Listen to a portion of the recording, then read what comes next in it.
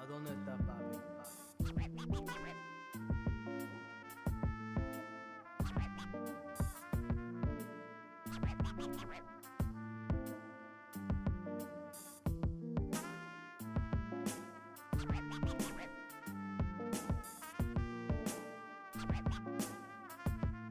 ¿A dónde está papi?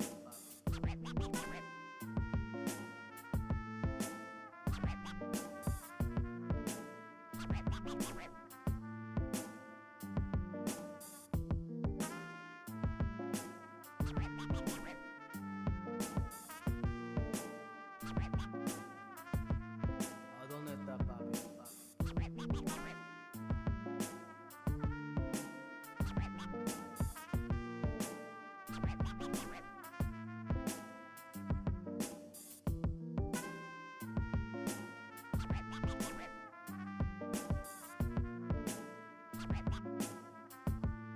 ¿A dónde está papi?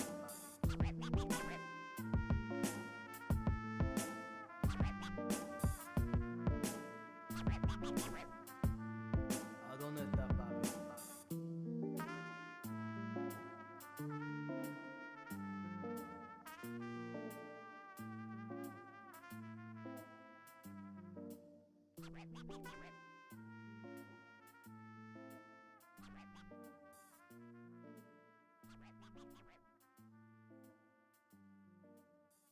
¿A dónde está papi?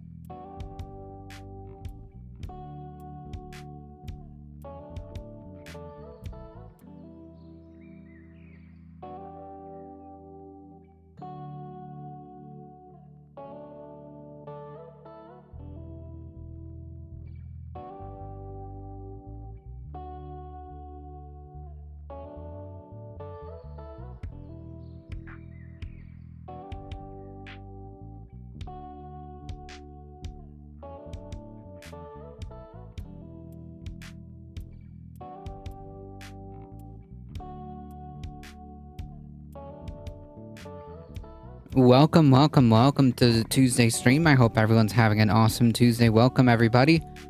Whew. All right, let me get myself together here.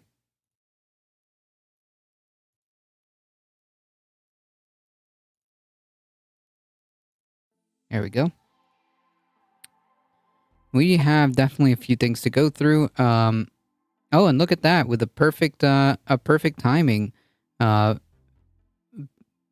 The Beckosphere rating with a party of 7. Thank you so much. I appreciate it. Good stream, by the way. Good stream. I didn't even notice that until right now. Thank you so much.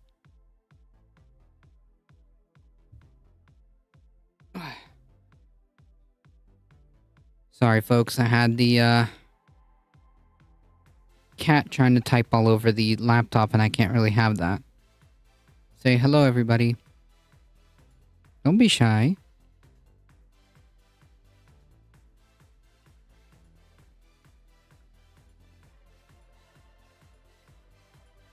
The cat owns the stream now. True.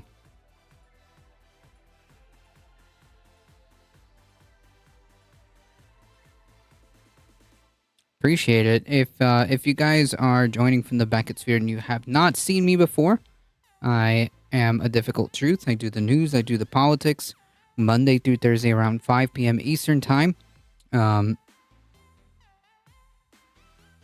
If you enjoy or stay, make sure you hit the follow button. I appreciate it. On that note, also, please, excuse me, please check out the Beckosphere. She does streams Tuesdays and Fridays. So I'll give a quick shout out here.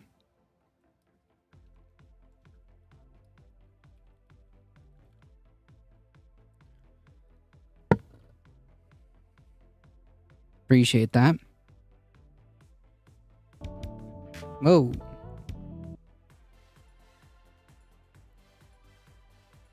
All right, so definitely a few things, a lot of things to go through. So we'll start with some clips and then move from there. Bakita the cat will be joining us as the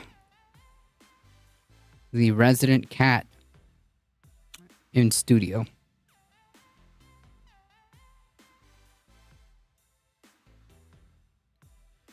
All right, so I figured we should start first with some very, very, very disturbing stuff. Very disturbing stuff coming out of the Republican Party. I think that I have not said it enough times. The Republican Party is incompatible with democracy. This is getting very, very scary. I've been talking about this for months, years now.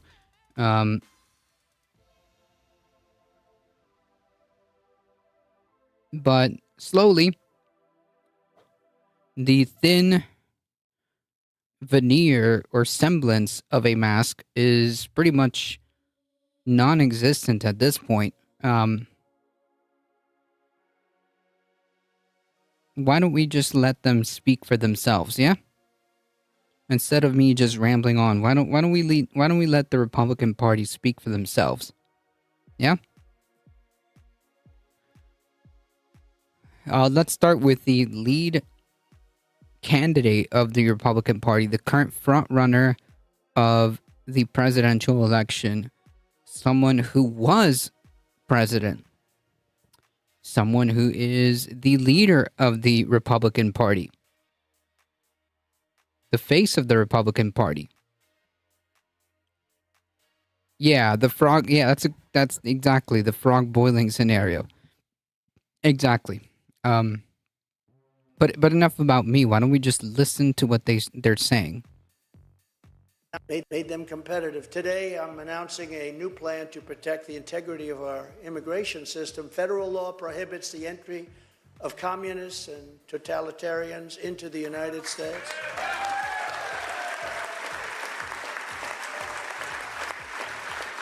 But my question is, what do we do? And like, the scary part is not just like some lunatic rambling. It's the people clapping too. That gives it like the cherry on top on the whole like dystopic thing, right? Let's listen to that. Made them competitive. Today, I'm announcing a new plan to protect the integrity of our immigration system. Federal law prohibits the entry of communists and totalitarians into the United States.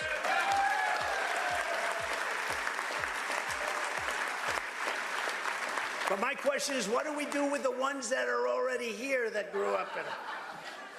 I think we have to pass a new law for them. So what do we do with the ones that are already here? I think we have to pass a new law for them. If that doesn't ring the most biggest of biggest alarm bells, I don't know what would. Obviously, do I think that he could, like, under the technicality, under the technical, like, legal framework, can he do this? No, probably not. The problem is that this is going to be the front runner of a presidential candidate, of a presidential race. That is freaking scary. It further cements the idea of what would happen under a full Republican control, under a government that's fully under Republican control. Deeply, deeply concerning. Because, like, what these people mean by communist, socialist, Marxist, what these people mean is just, like, people that I don't like. My political enemies. The Democratic Party. Anything I don't like is essentially what they mean. And he doesn't really elaborate, but what do you mean? We're going to have to pass laws for them too. What are you talking about? Are you going to pass laws to outlaw an ideology? That's scary. That's some 1984 shit, like, unironically.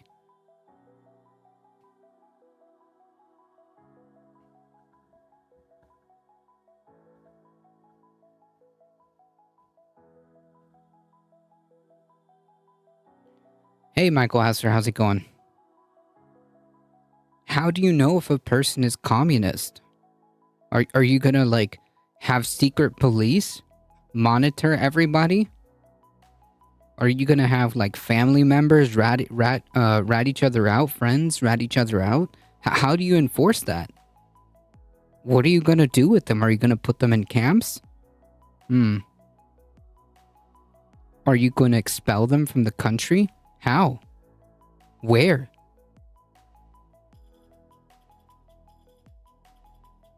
Scary, scary, scary, scary, scary stuff.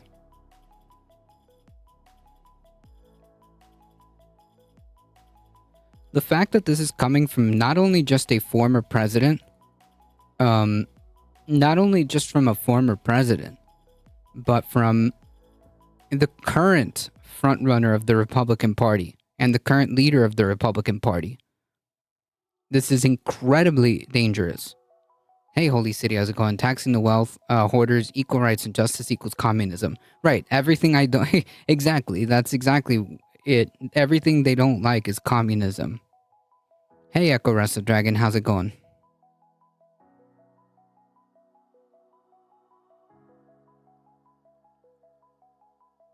And it gets worse. Using federal law in Section 212F of the Immigration and Nationality Act, I will order my government to deny entry to all communists and all Marxists. How do you even, like, quantify that? Are you just gonna ask, like, are you a communist? And what if they just say no? Okay. And furthermore, it doesn't make sense because, like, just kind of like taking it from their perspective, a lot of the people that are fleeing are coming from quote unquote communist countries. So, okay.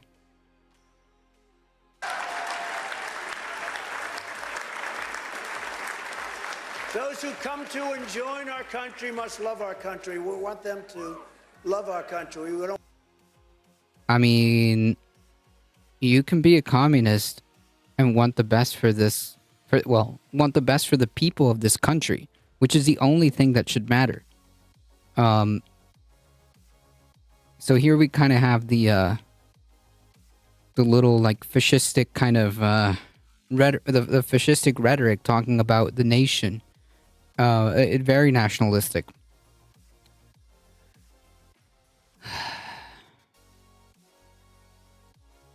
Don't want them when they want to destroy our country. Welcome to America. We want to destroy your country. Thank you very much. So we're going to keep foreign Christian-hating communists, Marxists, and socialists out of America. We're keeping them out of America. And again, this is all getting applauses. This is all getting applauses and cheers.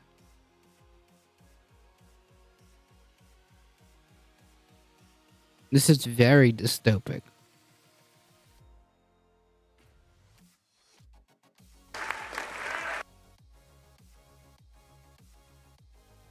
I mean, like, the biggest quote here is, what are we going to do with the ones that are already here? I think we're going to have to pass a law for them. That's the scariest part about that whole 1 minute and 9 seconds.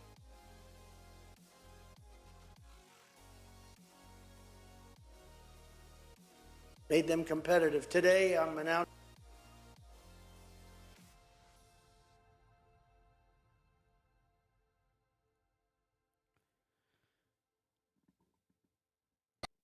Senator Rick Scott here. Whoa! All right. And just to kind of like piggyback off that, here we have Senator Rick Scott, who is a former governor of Florida, who also engaged in like one of the largest Medicaid, was it Medicaid or Medicare fraud schemes? But okay, somehow he managed to be a senator.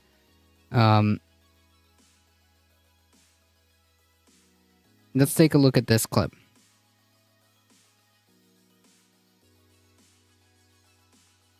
Senator Rick Scott here. Let me give you a travel warning. If you're a socialist, communist, somebody that believes in big government, those literally are not a socialist and communist.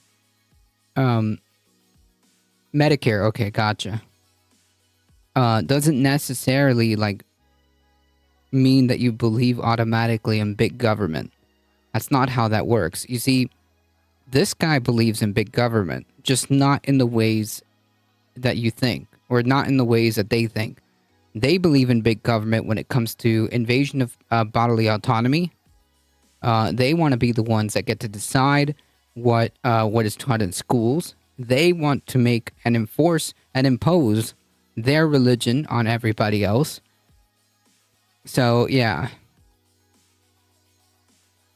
I mean, we just heard the former president talk about how he wants to deny entry to all communists and Marxists and socialists.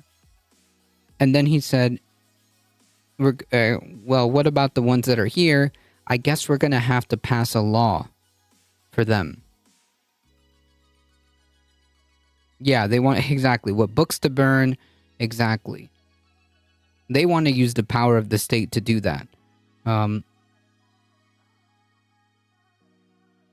this is posted, by the way, on his Rick Scott's official account, by the way. Anyways, let's continue to listen. I would think twice. Think twice if you're thinking about taking a vacation or moving to Florida. We're the free state of Florida. We actually don't believe in socialism. We actually know people, and some people in our state lived under it, and we know people lived under socialism. It's not good. It's not good for anybody. So that's not a very compelling argument. We know some people that said socialism was bad, so yeah, that's kind of how we're going to do things. What? Okay, these aren't arguments. And second of all, this just listen to the clip, I guess. It just gets worse. The dude sounds like he's issuing a threat.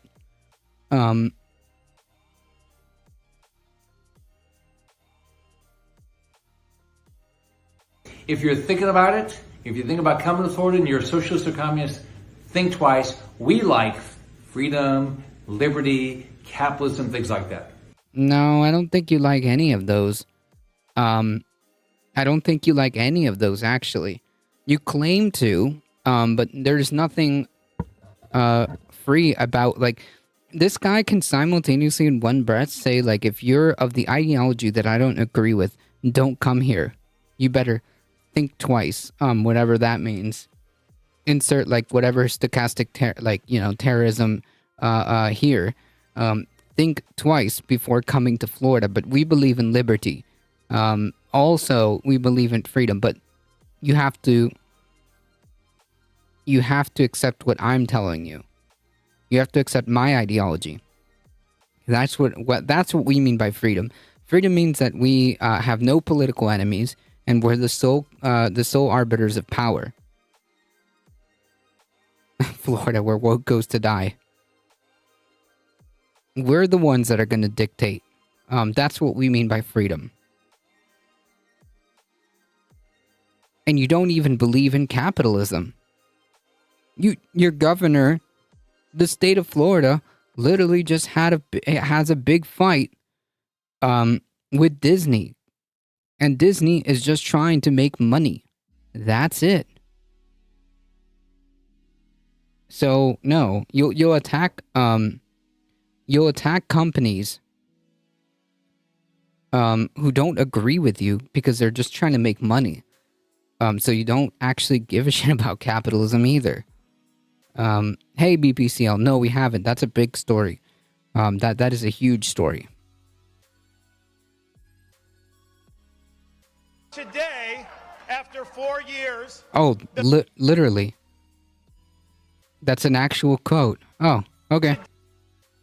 Today, after 4 years, the people have delivered their verdict.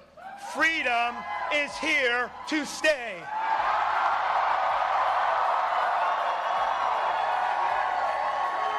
How dystopic. Thanks to the overwhelming support of the people of Florida, we not only won election, we have rewritten the political map. We reject woke ideology. What does that even mean? We fight the woke in the legislature. We fight the woke in the schools. Wait a minute. Is this guy really trying to do like a fucking Churchill?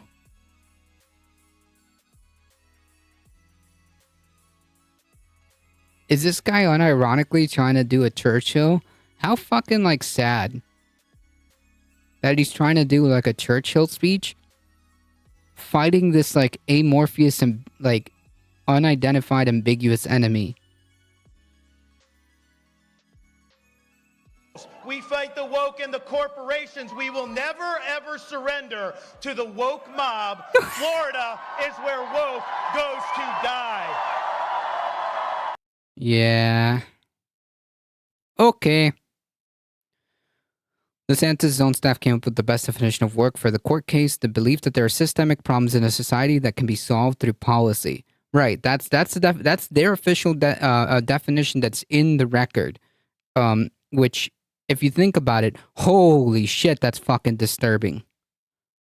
So we can't talk about systemic problems in society that could potentially be resolved with policy. So in other words, like, I want to abdicate any responsibility for anything that's happening. And that's what I'm going to define woke as. Okay.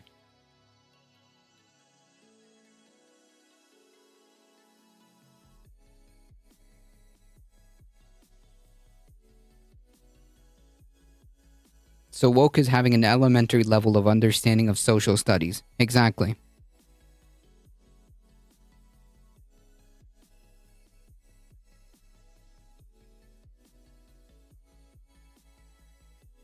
Amazing.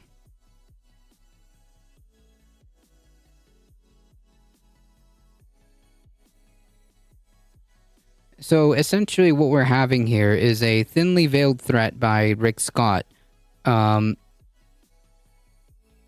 by basically saying anyone who's not anyone who's against my ideology, in other words, my political opponents, are not welcome in Florida. In fact, they should, quote, think twice. Meanwhile, the frontrunner of the Republican Party, and who also was the president, is talking about how they're going to enact federal policy to ban socialist, Marxist, communist, and even went as far as saying basically that for the people, the communists, the left-wing people, the socialists that are already here, perhaps we need a law for them too. So I don't know what that means, but, you know, I've got a few ideas as to what he's talking about. Mind you, this is the same dude who's currently under investigation for multiple felonies. So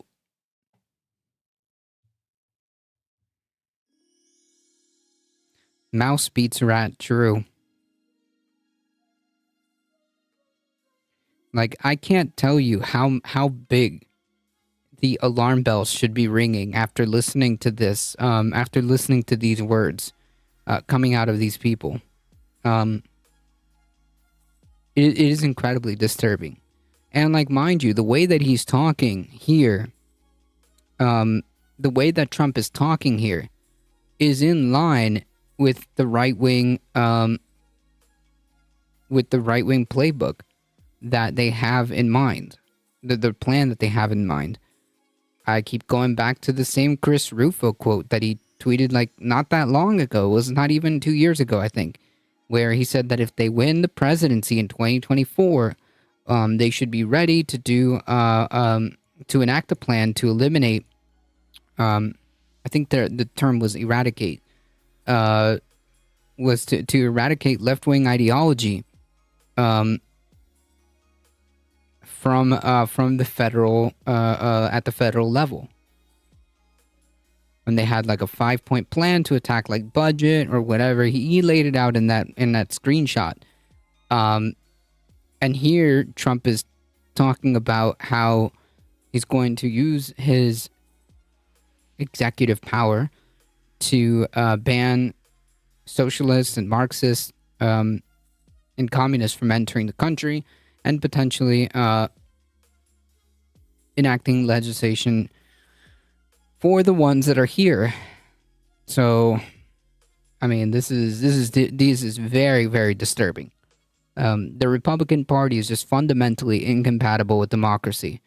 This is very scary. Hey, Sharpie D's, how's it going? Rick Scott saying freedom and capitalism in the same sentence. Like capitalism eliminates our freedom. Exactly. Yes. He also talks about like freedom while also denying or while also threatening political opponents, basically saying they shouldn't come to Florida, but also this is like the state of freedom.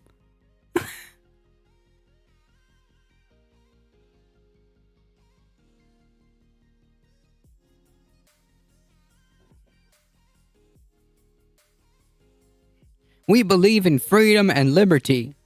Stay out, though. What? Trump and DeSantis are disturbing, guys. Oh, yeah. I mean, like, but yeah, it just goes, like, beyond that.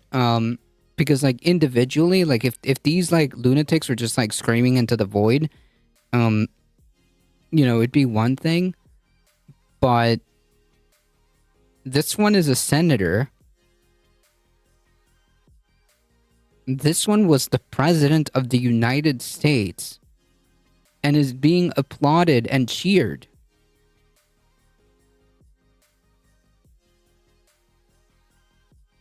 Like that's what's ringing all the alarm bells. It's not, you know, it's their rhetoric plus the fact that they're in positions of power. And quite frankly, Trump does have a chance. Trump does have a chance of becoming president. I mean, this is very, very scary.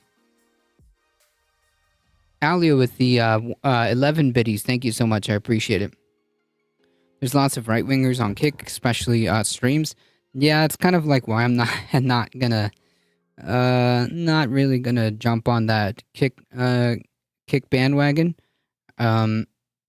They signed like a few a few, prominent streamers, but I'm not in it for the prominence.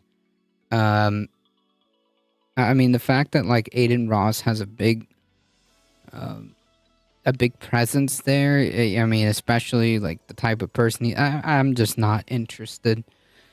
I don't think I can support Kick. He has a good chance. Yes, he does. He has a good chance. And that should be freaking everybody out. But polls are not votes, and remember, 71 felony counts, Trump will defeat them all. Well, no, even if he gets convicted, he could still run. That's not going to stop him. Will it hamper his campaign? Maybe. But it's not going to stop him. But yeah, polls are not votes, but it's a good bellwether as to where things are going, It's not written in stone, but it's definitely something to pay attention. If the polls are saying something, when you look at polls, it's just to kind of get an idea of where things are and how it's a vibe check, okay?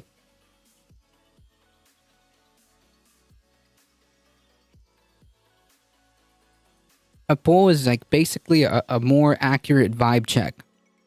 But how many new voters will Trump really get? Not that many, I imagine. If anything, isn't he losing votes? Maybe. I don't know. I don't know. We have to factor also just how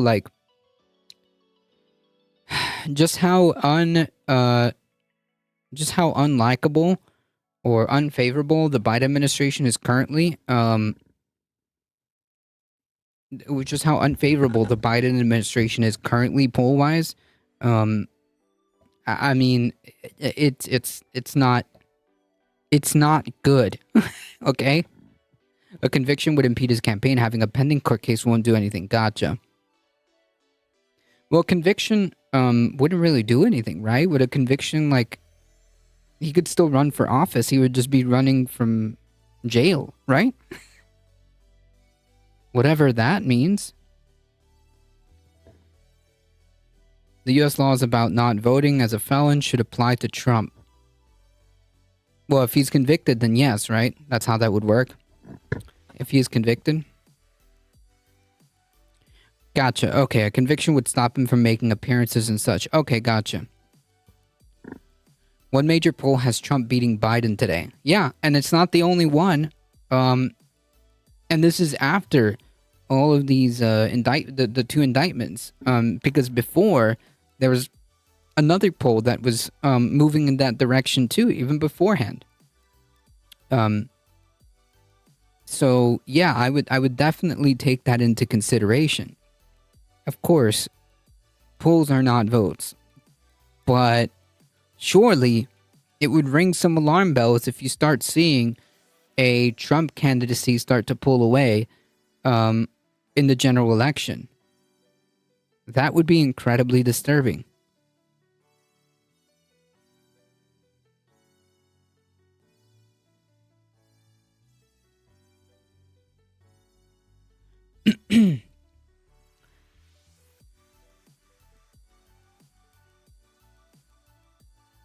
If he's elected, it would be an interesting legal question of whether he would be allowed out of prison to be sworn in.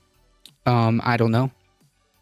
I don't know how that works. Would they get him out of prison? He serves his term as president and then go back to prison and then his term resumes? I don't know. Unless I'm mistaken, maybe SCOTUS or Congress could use it. No, the 25th Amendment cannot be used by Congress, right?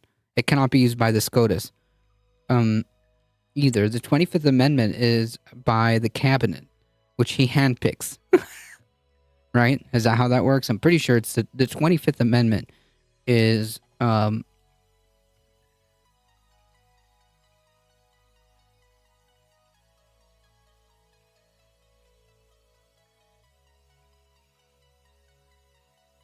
Section 4 requirements: 2/3 of the House and 2/3. This is more strict than the Constitution. Okay. Oh wait, the 25th Amendment can be enacted by Congress.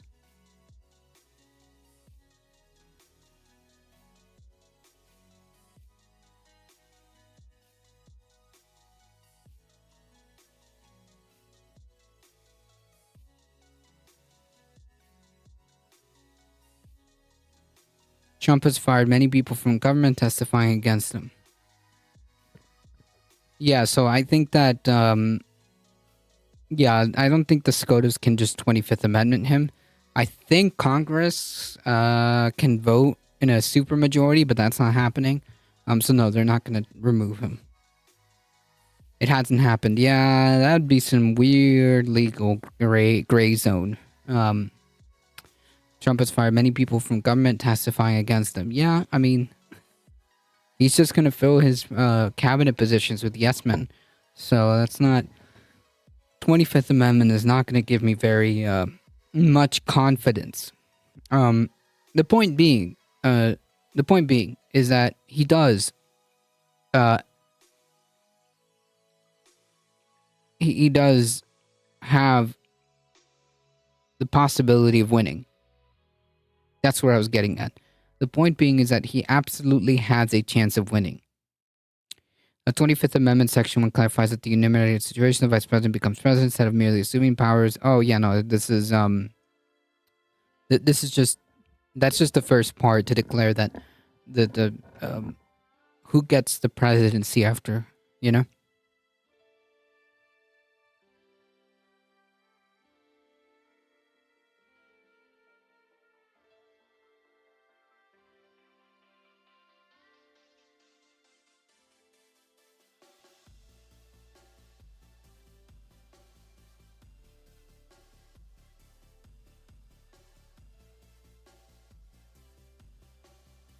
CNN has obtained the audio of Donald Trump in 2021 talking about classified documents that he has.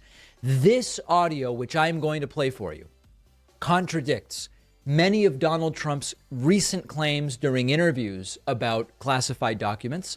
It also contradicts Trump's claims that he declassified everything while president. Remember, this is one of the arguments. Well, I can't possibly get in trouble for what I did with classified documents after leaving office because I declassified all of it. If that were the case, we wouldn't have Trump on an audio recording saying these are classified because he would have declassified them. Yeah, I mean, like, yeah, the dude lies to lie about whatever. It's very hard to trust like a single word that this guy says. Trump freaking lies about things he doesn't even need to lie about.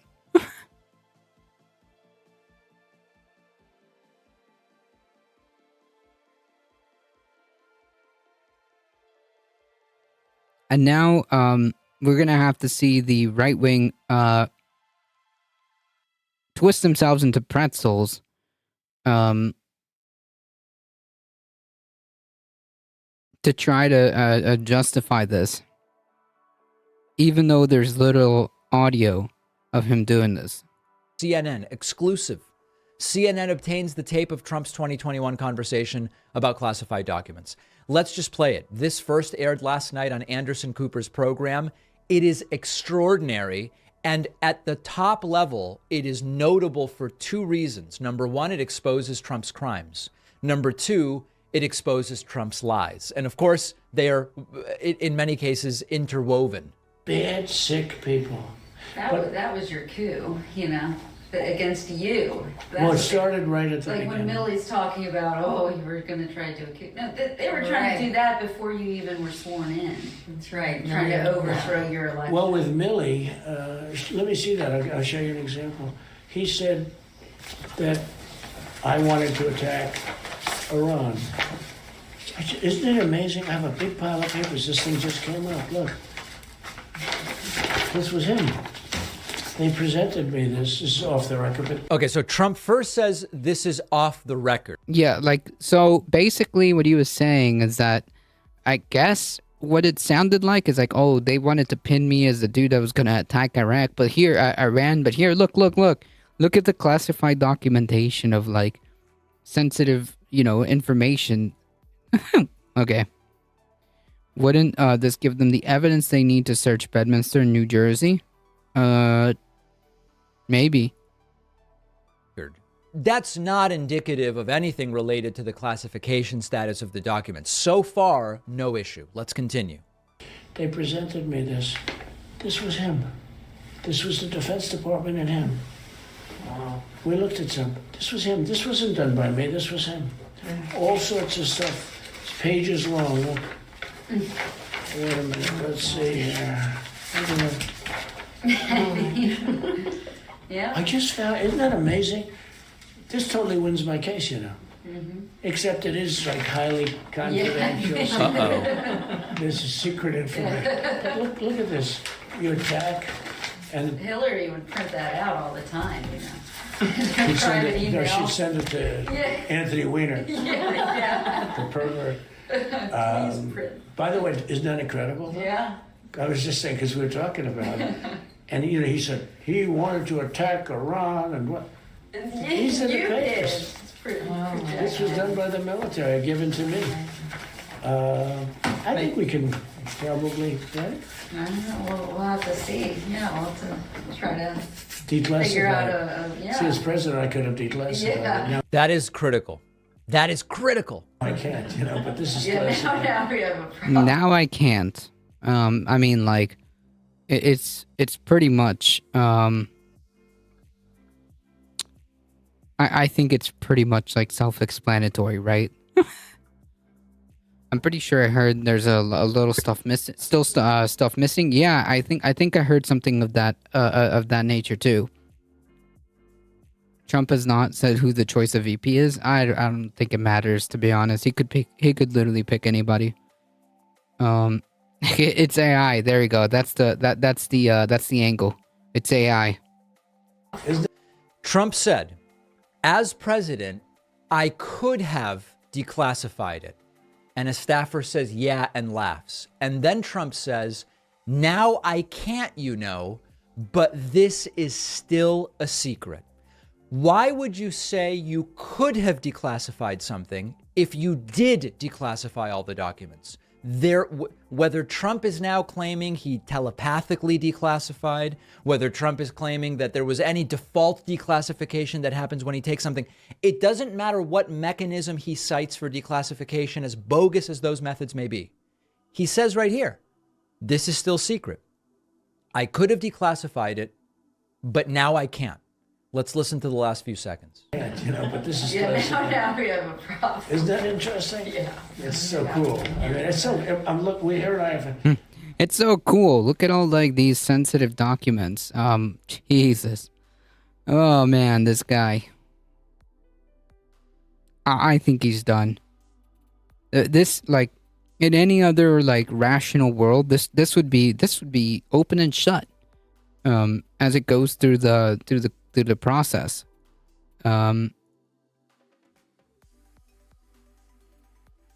This is pretty open and shut. And you probably almost didn't believe me, but now you believe me. No, I believe It's you. incredible, right? No, Hey, bring some Cokes in, please. So there, Trump calls for sodas, calls for Cokes to be brought in to sort of celebrate the disclosure of classified documents to people who are not cleared to do that. So this is extraordinarily damning. This is going to be an exhibit for sure in the forthcoming either criminal trial of Trump or something that will be presented by prosecutors at possible plea negotiations to say, look at what we have. We've got you.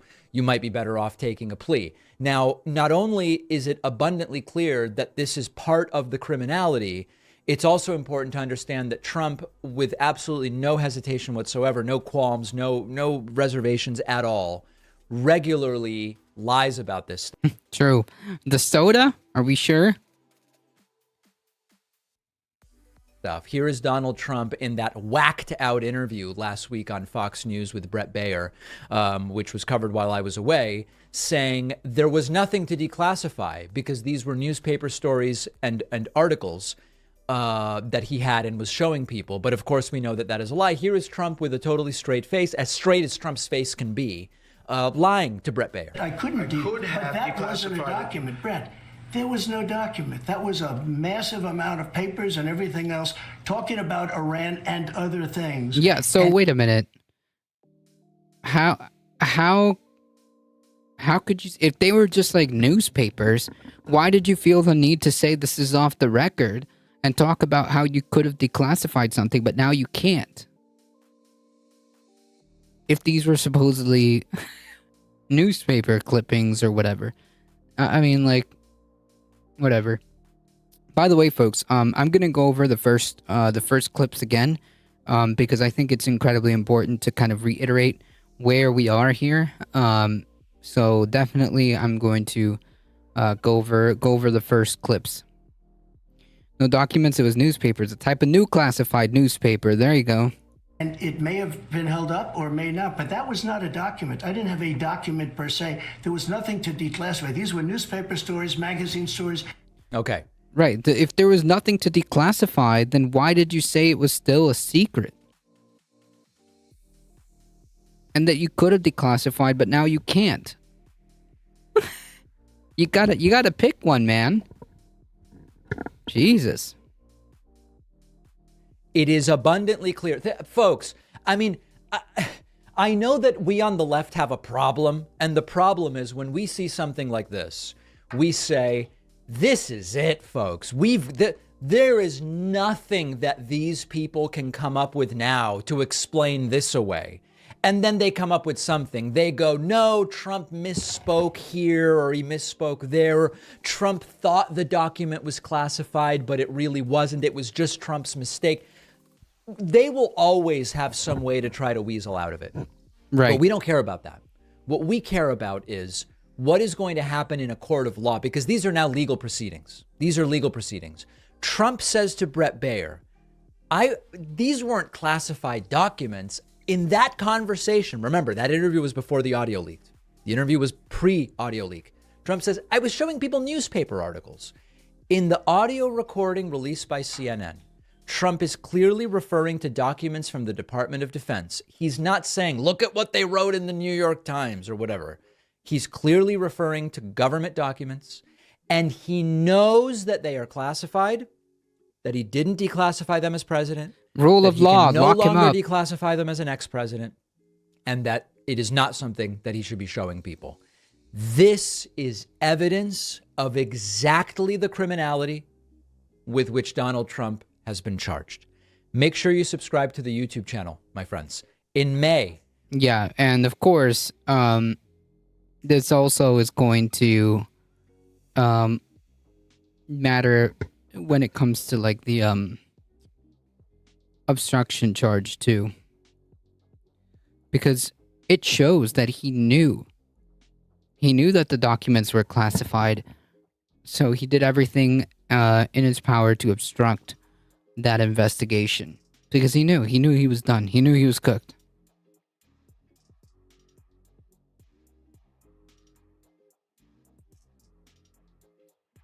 Speaking of which, Pacman is right. Go to my YouTube channel and subscribe to the YouTube channel. It really does help us out. I appreciate that, folks. We're gonna take a second to just kind of reiterate the initial story, because, like, man, I think it's so important. I think it's so important to go over this. It's just too wild to not emphasize just kind of like where things are.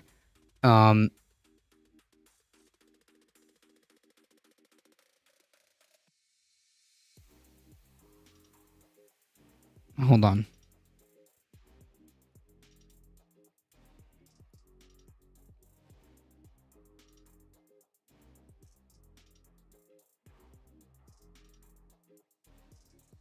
Made them competitive. Today, I'm announcing made them.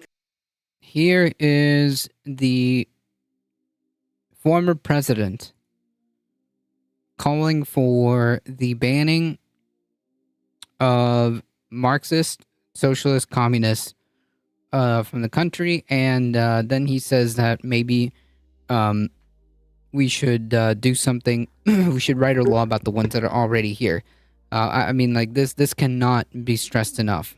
Competitive. Today, I'm announcing a new plan to protect the integrity of our immigration system. Federal law prohibits the entry of communists and totalitarians into the United States.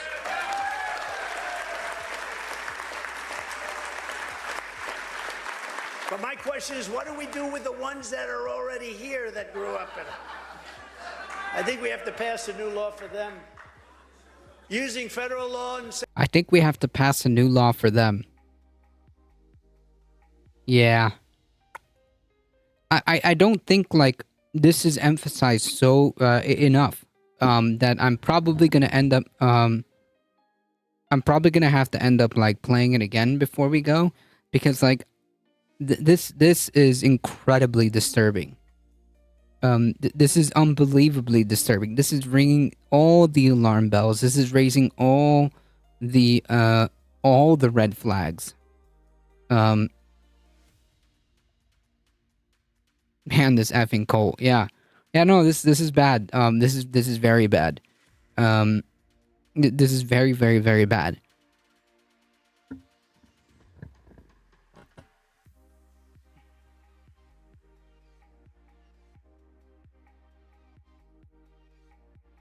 This is very bad. I mean, like, I can't stress this enough. This is incredibly dangerous. I'm announcing a new plan to protect the integrity of our immigration system. Federal law prohibits the entry of communists and totalitarians into the United States.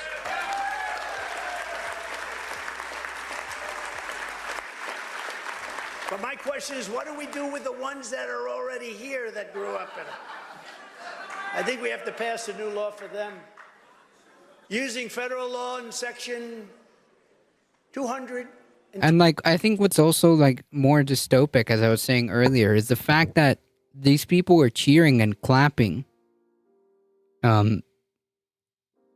These people were cheering and clapping. I mean, it's like one thing if you have just, like, this one crazy dude just speaking to the void.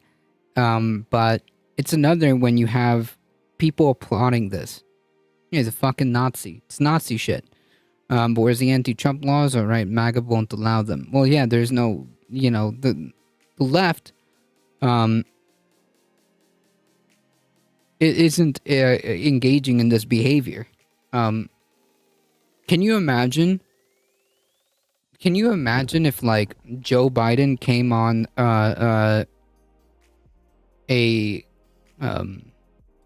I forget what these things are called. Whatever, a speech. He did a speech saying that he's going to ban all conservatives from coming into the country. And imagine if Joe Biden made that comment. Well, what do we do with the ones that are already here? I guess we're going to have to pass a law. Like, can you imagine if Joe Biden or a Democratic leader would say that?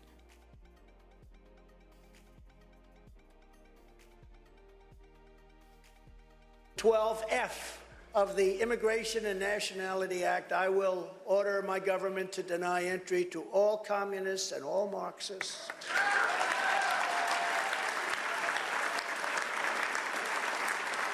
And, like, how would you even know? First of all, are you just gonna, like, ask, are you just gonna ask people if they're communists or Marxists? What if they just say no? So, furthermore, with regards to, like, the law about the people that are already here, how does that work exactly? How does that work exactly?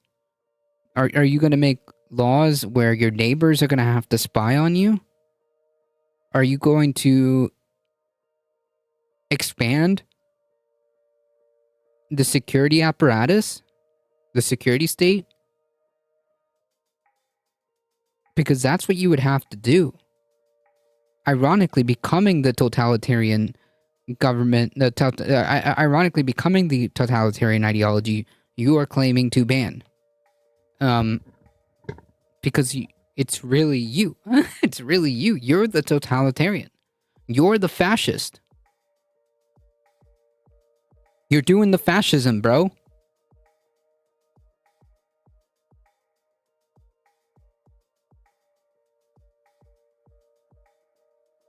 Joe Biden should be attacking this, but he's not. Yep, asleep at the fucking wheel. Sleepy Joe. Every home will have cameras because it's law watched by ghouls. Yeah, literally, unironically, 1984. Should this guy ever get his way? And the whole reason why we were talking about the polls and whatnot is because he does have a chance to win. He does have a chance to win the presidency.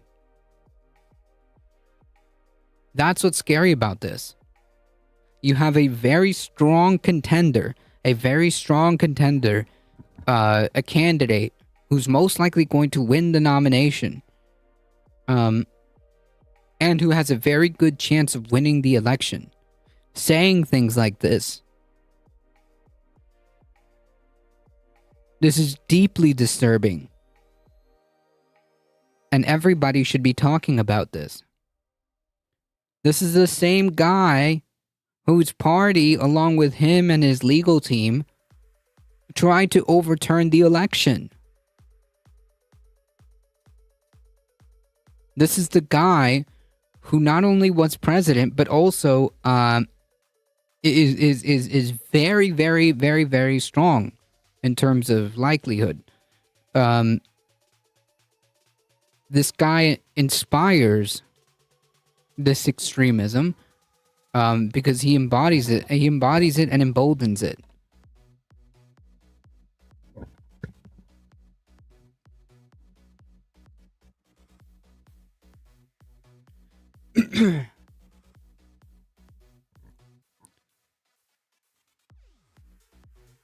People want to own the libs so badly they end up owning themselves too. Yep. And this is just to piggyback off that. Again, I might show this towards the end as well because this is so fucking crazy. This is so wild that this is even happening.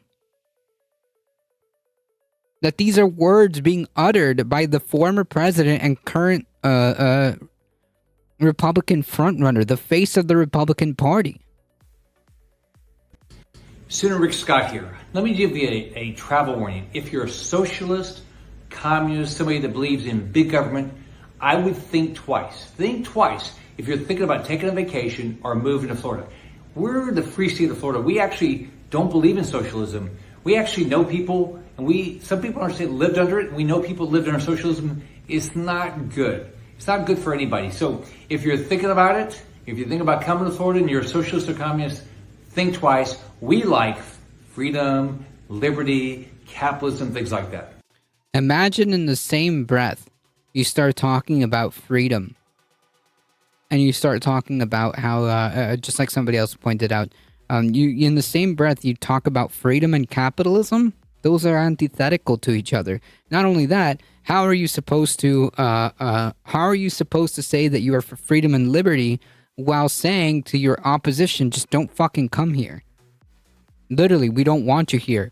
You better think twice. Was his words.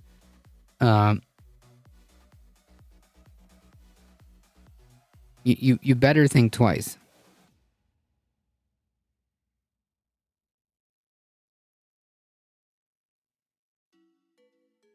That sounds like a threat. How's capitalism opposite to freedom? It's inherent.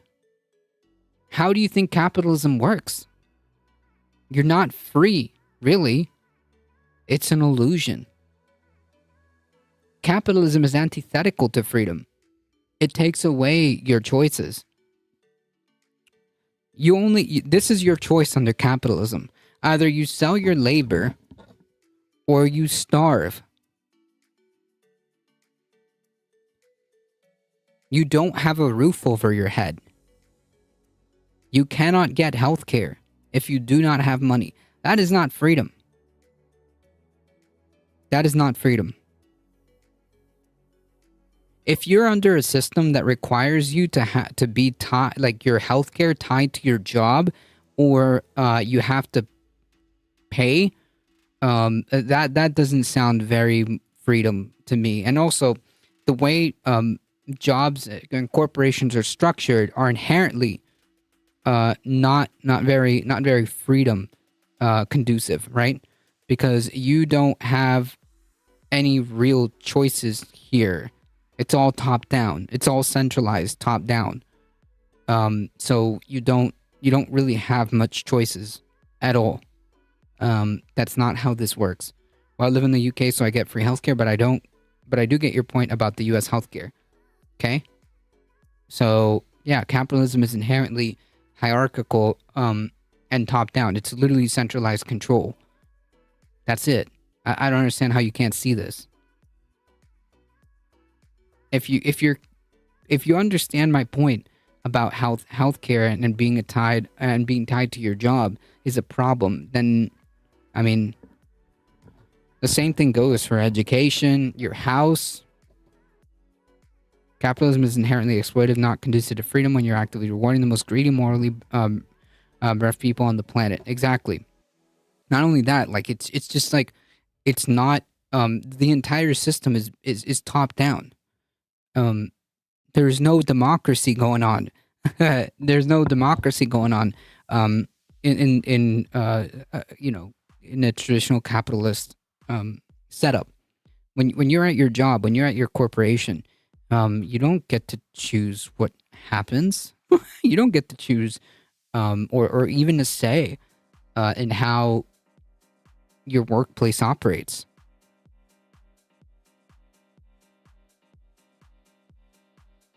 That's not how that works.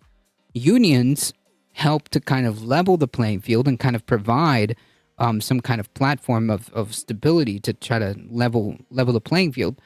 But at the end of the day, it's really a top-down structure. That's how this works.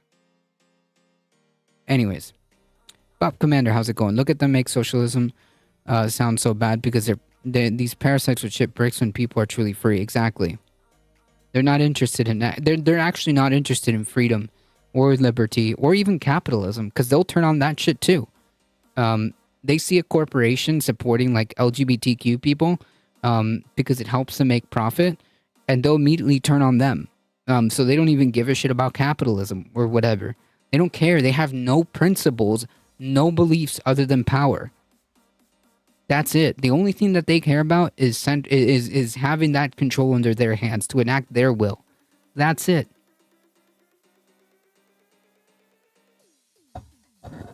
Freedom to exploit everyone and the resources of the land. Yeah, that's the freedom that capitalism offers. Yes. How's it going, Bob Commander? Disney is the model, yep. Disney was a huge Republican contributor.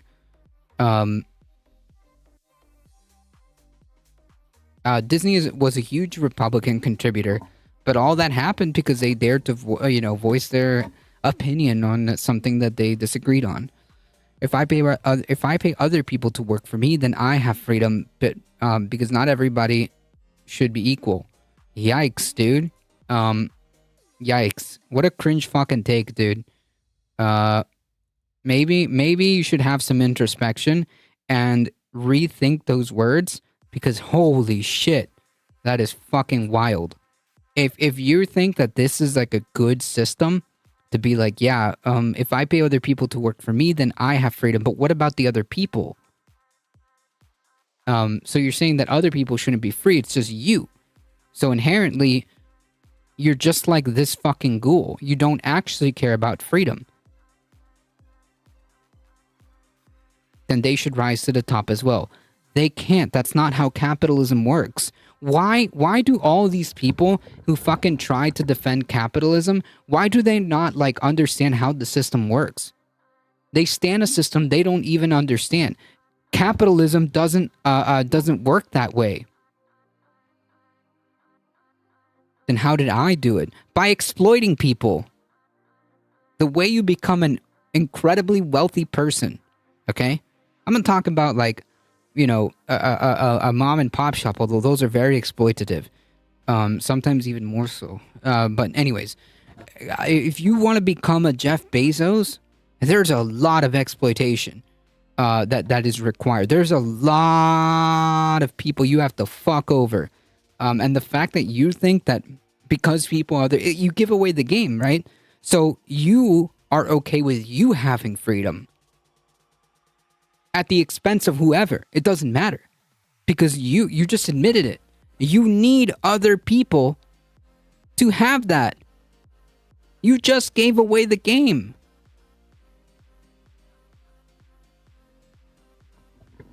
I was going to say that capitalism requires you to take advantage of someone else if you want to, quote, get ahead. Yep. Right. So again, you're just as ghoulish as this senator. You're just as garbage as this senator. You're admitting it. You're admitting that capitalism isn't actually freedom. It's just you just want to be the one on top. You just want to be the one that centralized that control. That's it. That's it. You just gave away the game. Oh man. Good memes. Good memes. Yeah, not even able to feign a sense of altruism. Not even able to what's the point? I mean, the game's already been given away. Amazing. I'm telling you. Right, exploitation.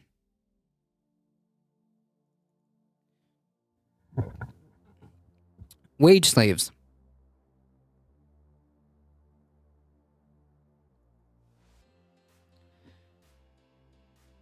Oh man, are we gonna have to teach the concept of coercion? Because if I have to work for somebody or I don't eat, if I have to work for somebody and that is tied to my health, if I have to work for somebody and that is tied to whether or not I have a roof over my head, yeah, dude. I mean.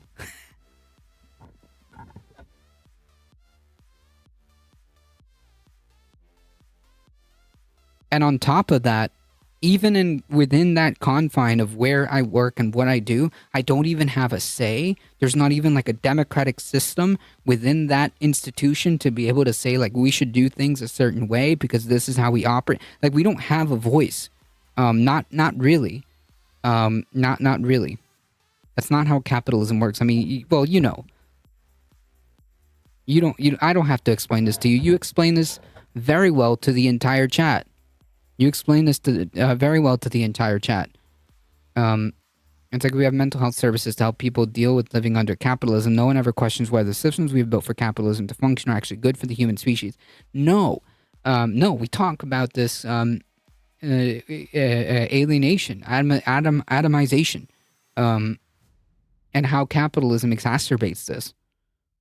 Everyone is forced to run in the rat race just to survive. Remember that time we closed all the mental health institutions and dropped all the mentally ill people on the streets? I mean, we have no robust mental health at all institutions in this country at all. We have absolutely no support for mental health, no support for healthcare to begin with at all, much less mental health. I have in the wealthiest counties in the state, and they just spent millions on mental health facilities. Jeez. That's good.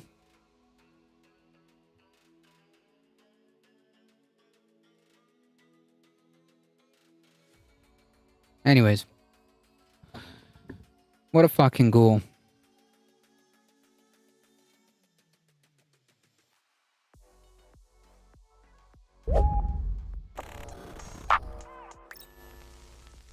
Meteorologist Chris Gloninger, who worked at a local television station in Iowa, has essentially been bullied off the air, all because he does really good climate change coverage. Yeah. So the Des Moines Register reports, on July 16th of 2022, Gloninger wrote on Twitter, quote, "My climate coverage has garnered negative feedback, but last month I received the first threat, followed by a flow of harassing emails. Police are investigating. It's mentally exhausting, and at times I have not been okay. If you're facing this and need someone to talk to, I'm here." In September of 2022, a Lenox man was fined $105 for harassing the meteorologist in a series of emails. The emails lasted for several weeks and included threatening language and swear words. Quote, "You are worthless Biden puppet, a liar, a conspiracy theorist." Imagine just like this local news like weather person who just happens to talk about like climate change because, well, it's related, and I'm sure that he kind of has a little bit of background on that. And these people are calling him the puppet. And an idiot. You give Iowa a bad name. Like, this has nothing to do. Like, I'm willing to wager that this dude has absolutely. This dude like doesn't mention Biden at all with regards to climate change. I bet this dude just literally talks about it. Go home, bitch, one email read, according to court documents. Again, this is a meteorologist subjected to right-wing harassment for simply doing his job. And this article doesn't give you the full picture, but this man received a death threat that shook him to his core to the point where he developed PTSD as a result of it. And today on Twitter, he announced that he's quitting in large part due to that threat. He writes, 18 years, 7 stations, 5 states. I am bidding farewell to TV to embark on a new journey dedicated to helping solve the climate crisis. After a death threat stemming from my climate coverage last year and resulting in PTSD, in addition to family health issues, I've decided to begin this journey now. And he goes on to say goodbye to his colleagues and explain how quitting will allow him to pursue his passion of combating climate change more. And he also echoed the same sentiment in his on-air goodbye, saying, I did receive a threat last summer that left us a little bit shaken, and I've been working through the healing process. But during that time, both of our families have unexpected serious health issues. He said, family is important. And again, he reiterated that quitting his job as a meteorologist, mind you, will allow him to better pursue his passion of combating climate change full time. Just let that sink in for a moment, right? This is a meteorologist who worked his entire career to get to this point where he could actually educate hundreds of thousands, if not millions of people who watch him about this issue that threatens our species' existence. But after being terrorized, he felt like giving up that platform, that massive platform, put him in a better position to make a difference. This is so sad to me. Yeah.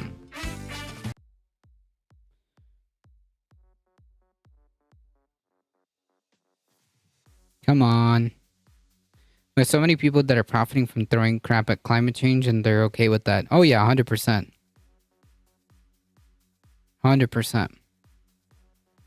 Ali with you, 11 biddies, thank you so much. I appreciate that. Thank you. I'm totally mistaken, but the U.S. has to enforce whether something is correct and on moral grounds. But if people dismiss it, or Trump or Santos can do whatever, I mean, like, I'm not sure. You're saying to enforce the truth? I mean, you can have platforms that, you know, are dedicated to making sure that whatever they say is true, but I'm not sure what that really means, to be quite honest. And the question is, what's going to stop right-wingers from harassing the next meteorologist? I mean, the fine was $105. That's not a high price to pay to bully someone you don't like off the air. And this story really is a microcosm of broader U.S. discourse right now, where capitalist forces spread propaganda to deceive Americans into supporting an industry to the detriment of their own health and self-interest. And what's sad is... And to line the pockets of these companies. That climate change wasn't always one of the most divisive partisan issues. The problem is that this became more partisan. The problem was exacerbated following a devastating 2010 decision from the Supreme Court. And in a 2022 piece for The New Yorker, Elizabeth Colbert explains, a report put out 2 years ago by the Senate Democrats Special Committee on the Climate Crisis noted in the 2000s, several bipartisan climate bills were circulating in the Senate. Then in 2010, the Supreme Court, in the Citizens United decision, ruled that corporations and wealthy donors could effectively pour unlimited amounts of cash into electioneering. Fossil fuel companies quickly figured out how to funnel money through front groups, which used it to reward the industry's friends and to punish its enemies. After Citizens United, according to the report, bipartisan activity on comprehensive climate legislation collapsed. When it comes to direct contributions, the top recipient of fossil fuel money in Congress this election cycle has been Senator Jo Manchin, Democrat of West Virginia. She's, of course, referring to the last cycle prior to the 2022 election.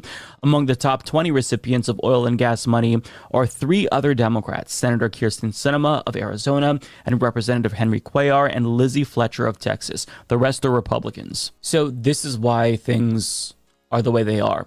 And understand that the United States does not exist in a vacuum. Even though our political system is arguably more dysfunctional than other developed countries' political systems, they've also failed to address this issue too. So it's not just us. Yep. And climate change is definitely a complex issue, right? It's hard to figure out specifically what you need to do, don't get me wrong. But when you have 100 companies responsible for 71% of global greenhouse gas emissions, I mean, at a minimum, you've identified some of the world's biggest climate criminals. So why not start to take action? Look in that direction. And the answer to that is very simple: capitalism. In late-stage capitalism, corporations have so much power that they're able to cripple entire governments, even though the stakes couldn't be higher. I mean, we're talking about possibly the end of our species if we don't take action. And there's just no urgency here. Capitalism is a cult, okay? That may be offensive to some people and difficult to hear, but capitalism is indeed a cult. And the worst part is that normal people have taken the side of corporations who are killing us when they don't have to do that. Why? Because like cult members, they've been brainwashed into believing that advocating against themselves is better for the collective cult that they're living in. Now consider this, quote, Because one day I'll be wearing the boot. Yeah, okay, dude. several red states, including Texas and Louisiana, have taken steps to penalize financial firms that say they are reducing their investments in fossil fuels, even though these steps are likely to cost the state's taxpayers money. See, and this is why I say it's a cult, because Republicans don't have to do this. In fact, it hurts them fiscally to do things like this, but they do it anyway, out of loyalty to their corporate overlords. And this suicidal behavior might literally doom our entire species, but the climate criminals, they have both paid goons, like the Republican Party, and unpaid goons, like the guy who harassed that meteorologist, who's just brainwashed by propaganda, doesn't get any money to advocate on their behalf, but does it anyway because he thinks that's in his own self-interest when the opposite is true. So these climate criminals, these capitalists, they don't really have to do much. They just keep pouring in the money, making it rain, and they just sit back and watch Americans fight each other while the world literally burns. And the conspiracy has been flipped. That's what makes this so aggravating, what makes this situation feel hopeless, because the opposite of the truth is very, very prominent. For example, Marianne Williamson called for a World War II level of mass mobilization to address the climate crisis back in April, and Jordan Peterson conspiracy mongered about this, saying that it was nothing more than a ploy to assume power. I mean, that right there, all of this, it's what George Orwell warned us about. Right, like the dude literally the dude literally said that this is only to like centralize power. Bro, we had to. The whole point of making that analogy or making that comment is to show just how much of a Herculean effort it is going to take. It is literally going to take the entire country mobilizing as one to say, you know what, we're gonna have to do all of this as one. There's just no way around it. There's no way around it. My friend in Mexico has that land for a house. He's starting to build it, but it's so hot right now. He doesn't feel like doing anything. It's worse. Recorded in his part of Mexico. Jeez. Marianne killed it on Breaking Point. She's so good at interviews. Yeah, I mean, like, there's some issues with Marianne Williamson, given her comments about, like, crystal magic, orb magic, about how you just have to have more positivity to beat whatever disease. I think it was cancer. I don't know. She has some good points, but also some very concerning ones. The powerless are actually the powerful.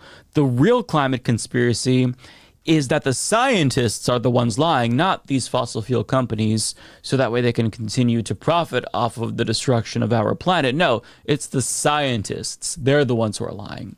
And also, war is peace, freedom is slavery, and ignorance is strength. It's hard not to get down when you see how bad of shape we're in and how little time we have left. And it's scary, but if our species survives this, then future generations are going to look back at this moment and just be utterly shocked by the breathtaking level of stupidity that plagued society in this era. But as for the meteorologist, I wish him well, and I hope that more people end up finding his work because of this story. So even though he got PTSD after he received that death threat, I hope that this leads to a happy ending where people are now following him and he has an even bigger platform than he had at that news outlet. So, yeah. Like everywhere there's guns, you see them. Wow.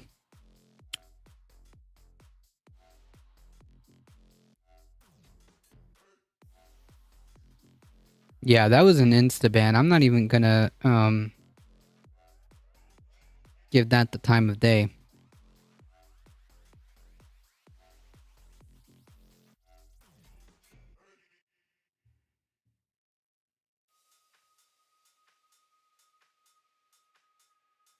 All right, we have a few articles to go through. So I guess this one will piggyback off that.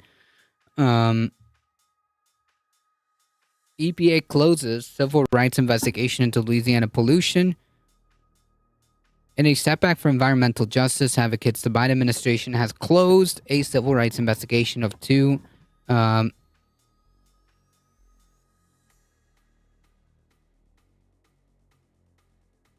yeah, I'm just gonna not deal with that. Okay. In a setback for environmental justice advocates, the Biden administration has closed a civil rights investigation of two Louisiana state agencies without finding discrimination in how the agencies regulated chemical plants in an area known as Cancer Alley. Damn, that's so messed up. For a multitude of reasons. If you guys don't know what Cancer Alley is, I highly recommend that you look into it. It's super messed up. It's really messed up. And the move comes after Louisiana challenged the investigation in court. In a filing Tuesday, the EPA said it had taken steps to protect vulnerable communities, including striking agreements with plants to better handle their waste, and new proposed rules to limit air pollution, and thus dropping the probe. In their filings, the EPA and lawyers at the Justice Department said they will not take civil rights enforcement action against agencies, Louisiana's Department of Health and Department of Environmental Quality. The decision is a potential legal setback to the Biden administration's promise to help poor minority communities disproportionately subject to pollution, especially black neighborhoods in Louisiana. The EPA had been investigating the state in part of its oversight of chemical companies in an industrial corridor along the Mississippi, long plagued by high cancer rates. But in recent weeks, the state's Republican Attorney General and gubernatorial candidate Jeff Landry has fought the effort with a federal lawsuit claiming the EPA has overstepped its authority. The Attorney General has asked federal judges in Western District of Louisiana to block the investigation of Louisiana, saying the Civil Rights Act of 1964 does not, as the EPA claims, give it the power to take action against policies that discriminate by creating disparate impact like heavier pollution in black neighborhoods and others.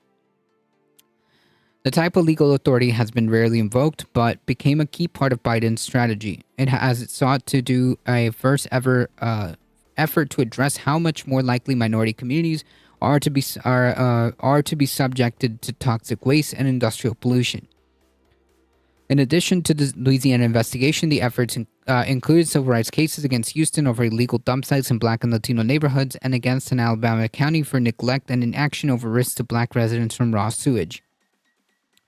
Federal enforcement under this part of the Civil Rights Act is a critical component for addressing environmental injustice, said Patrice Sims, a vice president for Healthy Communities at Earth Justice. It would be deeply troubling for the EPA to back away from its commitment. Officials at the EPA and Louisiana's Department of Environmental Quality and Department of Health could not be immediately reached for comment. Millard Mule, a spokesperson for Louisiana Attorney General's office, declined to comment, citing ongoing litigation.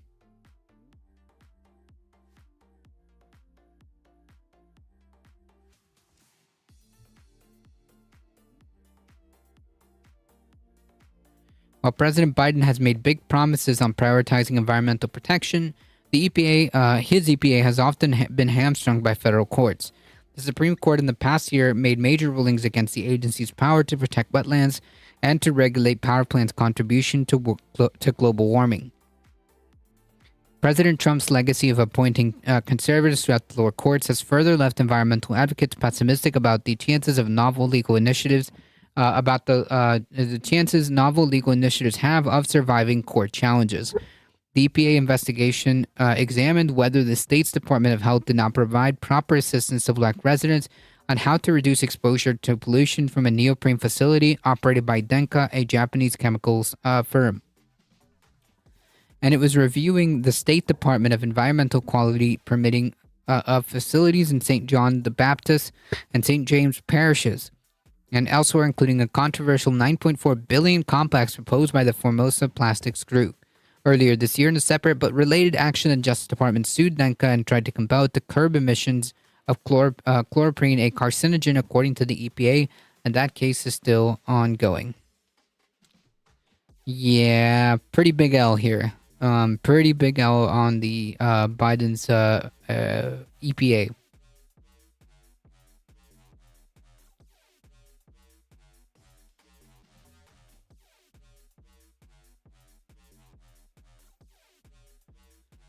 Switching gears, largest nurse strike in Texas and Kansas begins Tuesday today. Thousands of nurses in Texas and Kansas will hit the picket lines on Tuesday as part of their efforts to support contract negotiations addressing a chronic staffing shortage and workplace safety. However, the hospital emphasized that providing healthcare is a top priority and assures it has a plan to avoid any disruption. The National Nurse Organization Committee, the National Nurses United, represents registered nurses who unanimously voted to authorize a one-day strike, frustrated by the working conditions across 3 Ascension hospitals. Among the 2,000 are registered nurses at Ascension via Christie St. Joseph Hospital, Wichita, Kansas, Ascension via Christie St. Francis Hospital, Wichita, Kansas, and Ascension Medical Center, Austin, Texas.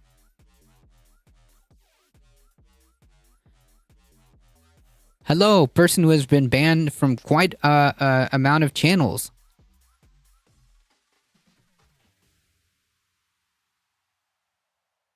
A strike at 3 Ascension Center medical centers would be the first nurses' strike in an acute care setting, as well as the largest nurses' strike in Texas history.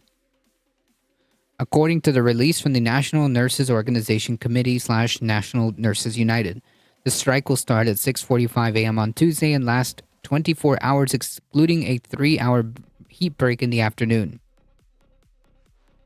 Yeah, look at that. Imagine being banned in... Imagine being banned in Hildebeest's channel and Touring News' channel. We'll see how long you last here. A-Bond with the 300 biddies. Thank you so much. It's their fault, not mine, I swear. Oh, it's not your fault. You didn't do anything? That's interesting. Here's a question. What did you do to get banned from Touring's channel? Touring News.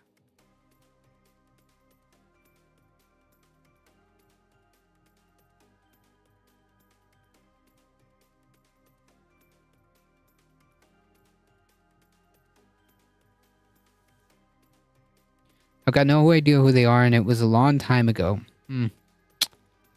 Sure.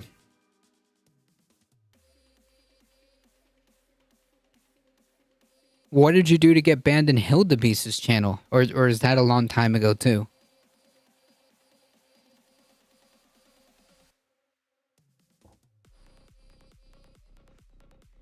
Being able to strike for one day because Ascension refused to meet with us and provide a contract that covers all of that, including safety for our patients, is worth it to kind of send the message that we're not going to put up with this, said Whitney Steinick, a registered nurse at St. Joseph Hospital. So it was for saying something about Andrew Tate. I forgot. Oh, okay. Yeah, okay.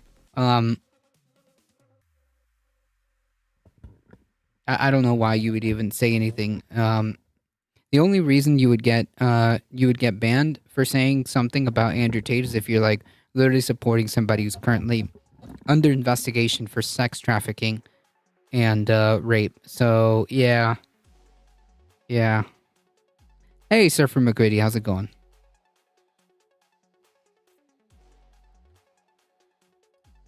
Yeah, that was also a while ago. You just happened that these all just happened to be along. Oh yeah, whatever, dude. I've only been in their stream once. Well, apparently that's all it took. Apparently that's all it took.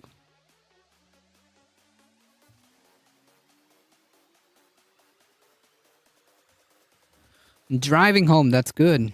Good to hear. Andrew Tate has never not been a piece of shit. True. Like Andrew Tate is like a disgusting fucking like human being. Fucking garbage human being. I can't stand him.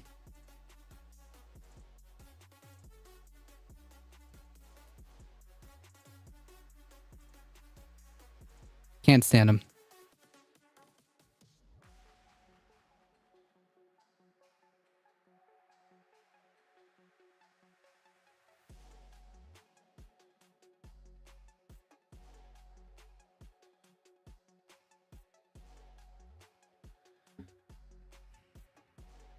You have nurses that are being put in situations where taking 8 or 9 patients, somebody's mother, brother, or sister, they're not able to give them the quality care that they need and they deserve.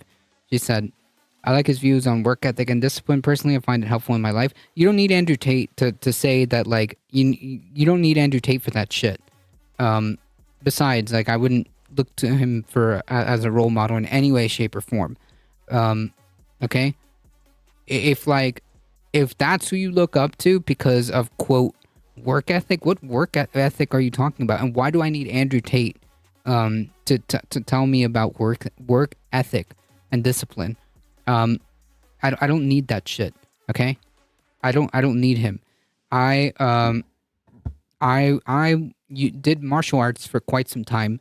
I did martial arts for definitely more than 10 years, and I did not need Andrew Tate. I did not need a toxic piece of shit to instill these ethics in terms of like martial arts and whatever. Yeah, he doesn't even work. He forces women and takes their money. Yeah, well, which is what he's currently under investigation for. So, not exactly the role model or person I would look to, is my point. Yeah.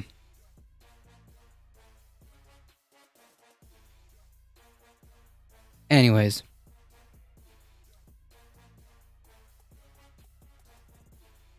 I don't need Andrew Tate to teach me about fucking discipline or work ethic. Okay? Same on the martial arts, but I did Kempo. Nice. Kempo's pretty intense. Kempo's pretty cool. The union said that management has disregarded their concerns, which encompass a range of issues, including inadequate training to a delayed response to hospital alarms and crying babies. Nurses in Austin will be joined by hundreds of their counterparts in Wichita, Kansas, as they too have overwhelmingly agreed to participate in a walkout. Ascension Sentinel management expressed their disappointment in a statement, quote, while as a ministry of Catholic Church, we affirm the right of our associates to organize, and we are disappointed that the National Nurses United made the decision to proceed with the strike, especially given the hardship this presents for our associates and families. Well then, fuck out of here. If you are not listening to your workers, this is what happens. They're not even asking for more pay. They're not even asking for more pay. They're asking for more staffing to cover shifts. Because if one nurse is handling, 8 to 9 patients, that's just way too much. So fuck off. They've informed that nurses that don't report to work on Tuesday won't be able to return until July 1st. And on top of that, they're fucking threatening them. Tate subscribes to the philosophy that humans should be ranked and commodified, so fuck him. True. Capitalism? Well, yeah, capitalism is currently the problem in this story. Yes. Because we have a privatized system, nurses are now being forced to strike because the people who own this aren't really after the patient's well-being, and can't be bothered to hire enough staff. So that's why this is happening. Strikers assert that the threat of a lockout is merely a scare tactic and won't deter them from persisting their fight. They're hoping to continue to where their colleagues in Oregon left off. We know that the nurses and caregivers' working condition is our patients' healing condition. Nurses important to have returned to work after a 5-day strike, which aimed to advocate for improved wages, affordable health care, and increased time off. Hospital officials are standing by their decision to hire replacement workers to fill in. The nurses' union and hospitals officials are engaged in a dispute over the allegation that Providence Health System violated state law by hiring individuals whom nurses claim to be professional strike breakers. Although that strike has ended, the battle for over healthcare working conditions continue. Yeah, good point. Overworked hospital staff, nothing could possibly go wrong. Yep. All because these people couldn't be bothered to hire more nurses. Which that's part of the complaint here in the Kansas strike.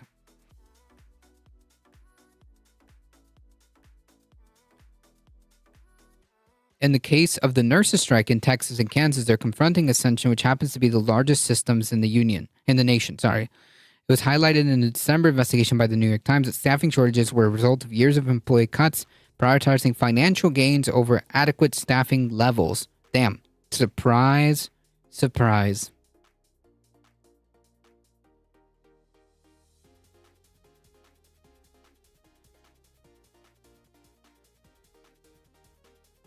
Well, we definitely stand our striking nurses.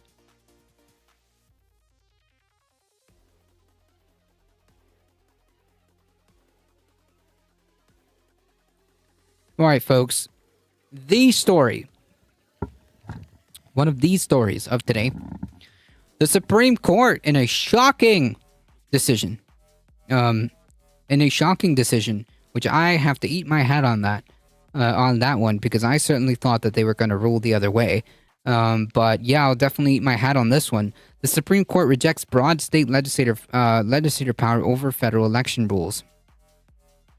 The Supreme Court on Tuesday today ruled in a case that threatened to upend state election laws nationwide. It involved who gets to decide when, where, and how Americans vote, and whether state courts can provide a check on the process. I guess they forgot that resting is part of being productive at work. True. Unironically true.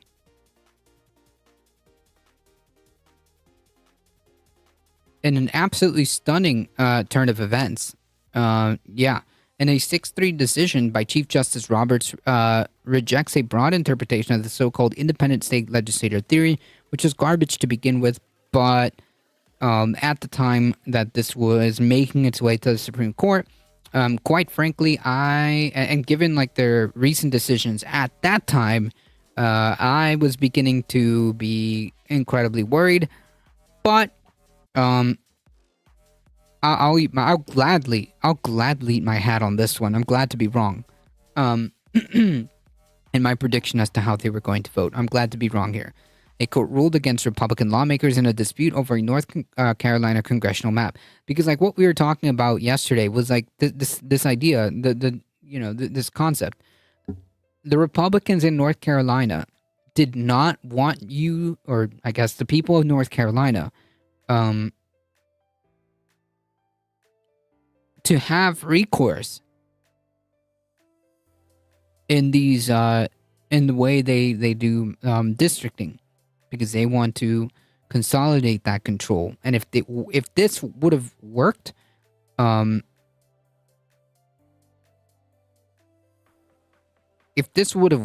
here, then you best believe all these red states would have started to roll out similar game plans, similar blueprints.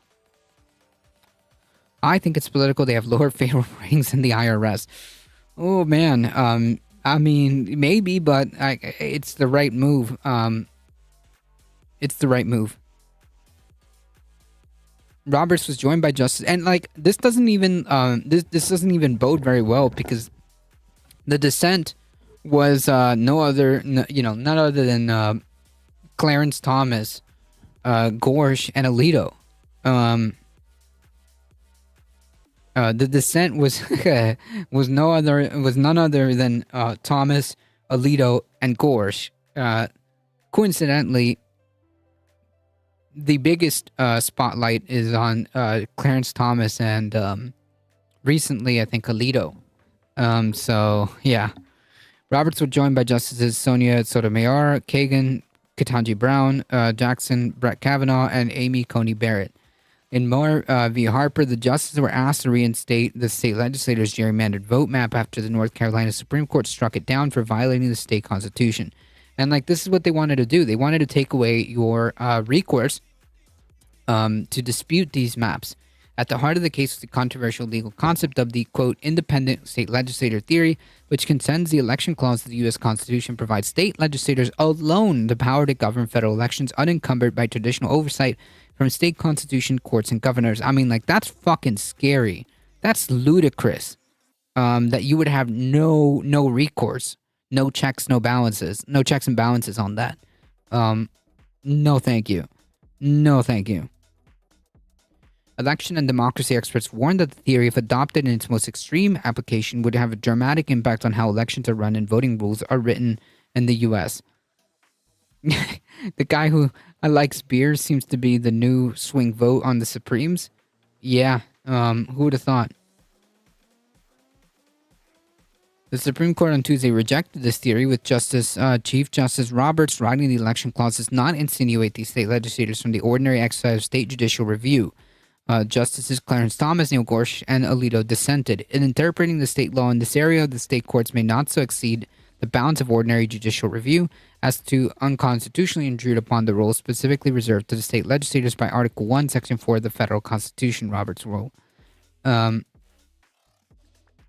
the SCOTUS made the correct decision this time? Yeah, this time they did. This was very crucial.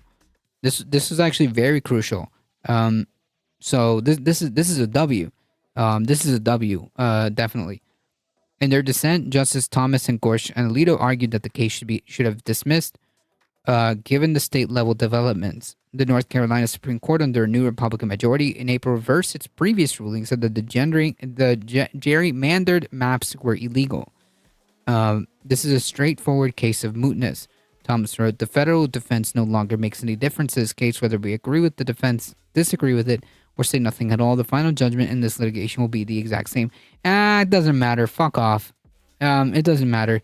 This was very important. This was incredibly important. And thank goodness, because this would have had a lot of ramifications. If the Supreme Court decided that the state legislatures were the sole, the ones who solely had control over how these maps are written, and you had no other legal recourse, you couldn't appeal to the judicial side, then immediately, I think that the problems would be presenting themselves in the sense that you would have all these Republican state legislatures immediately start to say, well, we control the maps.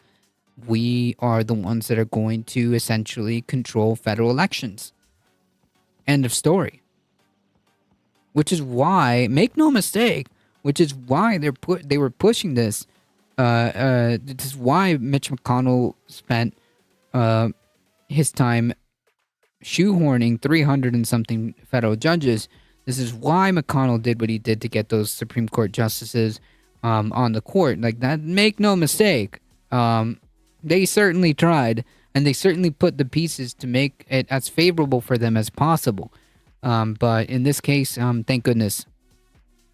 Right. Unlimited power! That's right. But yes, thankfully, in a rare Supreme Court W, we just kind of made it.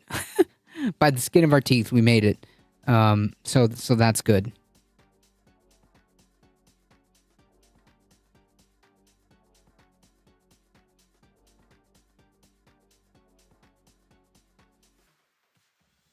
And once again, I will gladly eat my hat for that wrong prediction. I'm very happy to be wrong.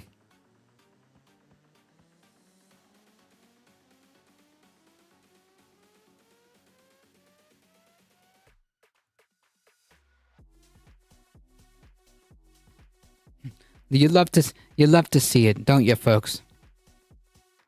We love our good Supreme Court decisions, don't we, folks?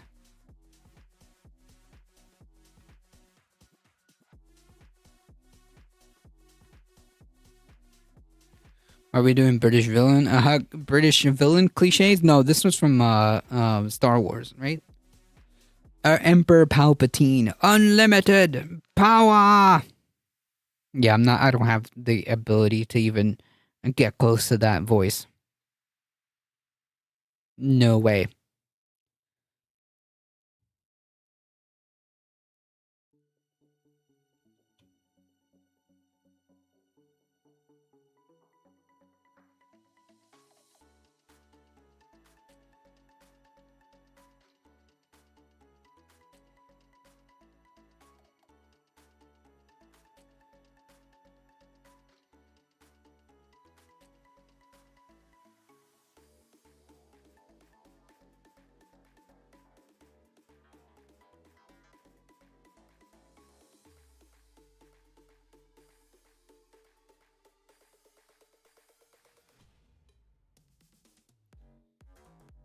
All right, folks.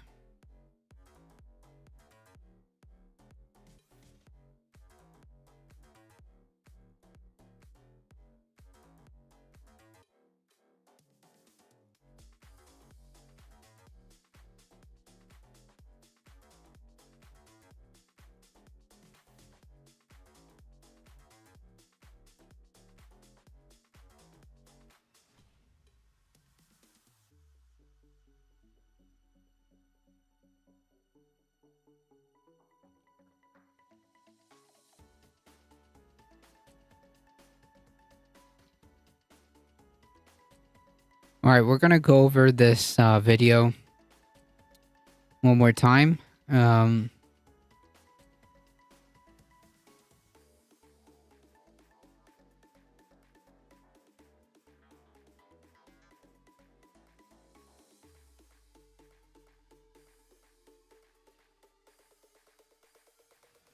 go after a weatherman because of climate change, I can't see these people.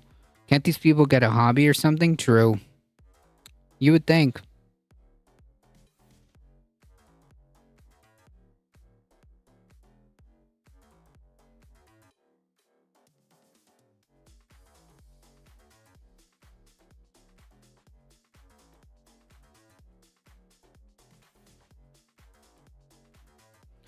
You would think.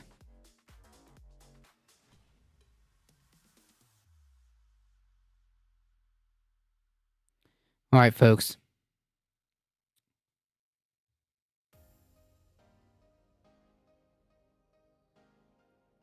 I'm going to play this clip one more time. Because again, this needs to be blasted across every possible media outlet. This needs to be blasted 24/7. And we should not stop. Like as you know, as the news cycles stop it. Okay, as the news cycles continue and move on, certainly as the 2024 election comes, this is something that definitely should not be forgotten. And I'm probably going to continue to remind people that this is what we're dealing with. That's a good emote.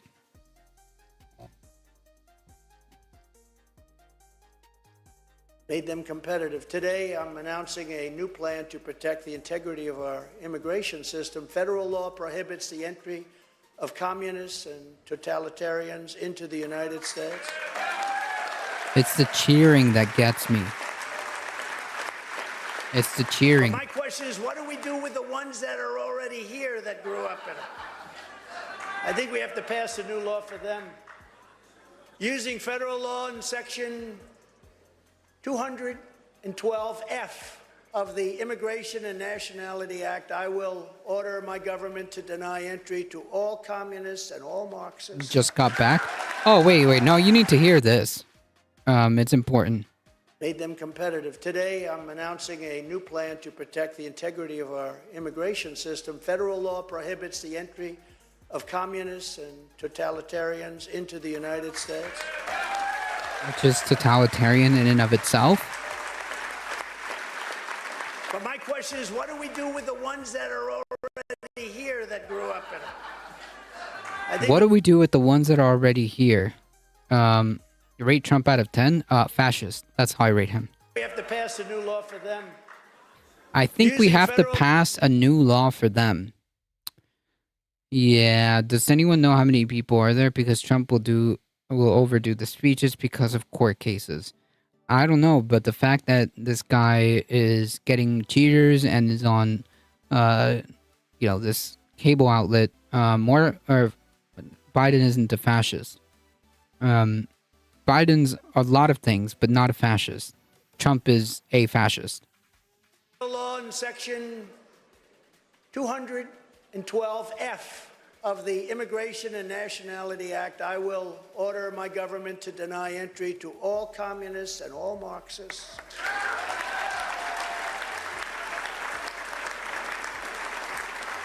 Those who come to and join our country must love our country. We want them to love our country. We don't want them when they want to destroy. Obama wasn't a fascist.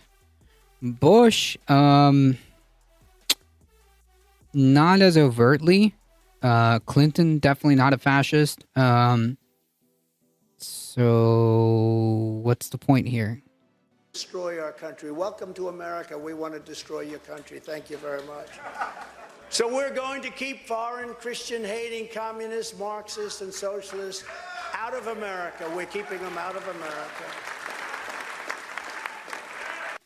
Yeah, this is very disturbing. This is very disturbing. Obama continued to destroy. Yeah, dude, we know, and it was bad. Okay, we criticized him for it. Is that supposed to be like some gotcha? I don't understand. You're literally seeing a fucking fascist in front of you, and you're like, Obama. Imagine like watching like the slow march towards fascism, and like this little dude who was the president, who's also the current frontrunner of the Republican Party, who also has a chance of being president, saying like, yeah, dude, if I was president, if I was president, I'm just gonna figure out how to deal with my political opponents. Hey, Walter, you gotta type it with a capital V. Type it with a capital V.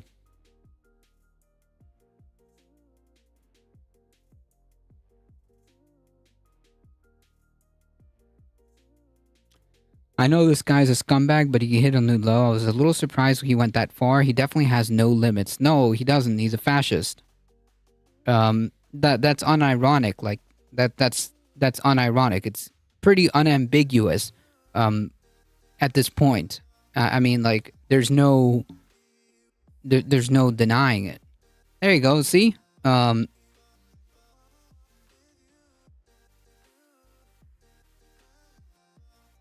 there we go. Now we can see the emote. See, I don't know, like on YouTube chat, you won't be able to see it, but we can. Or at least, I should say, the Twitch chat can. The Twitch chat can see it when you type it out like that.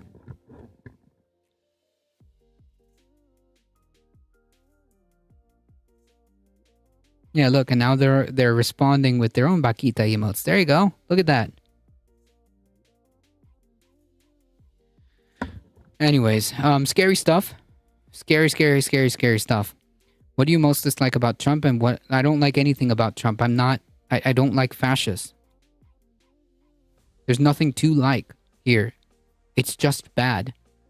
Like, I don't know, man. Maybe insurrection is bad. Maybe inspiring an insurrection is bad. Maybe talking about how you want to ban your political opponents, and how you would suggest the idea that for the political opponents that are here, we might just need to write a law for them.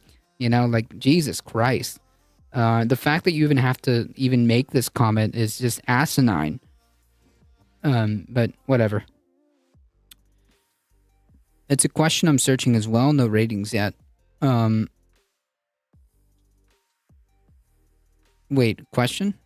I'm confused.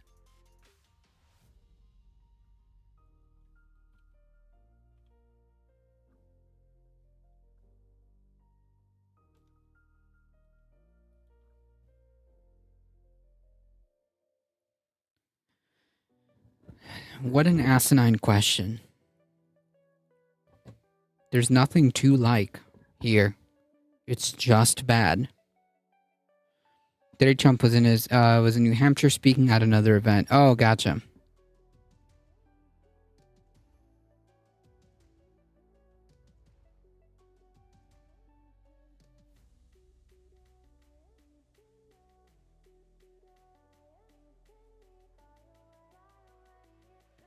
All right, folks.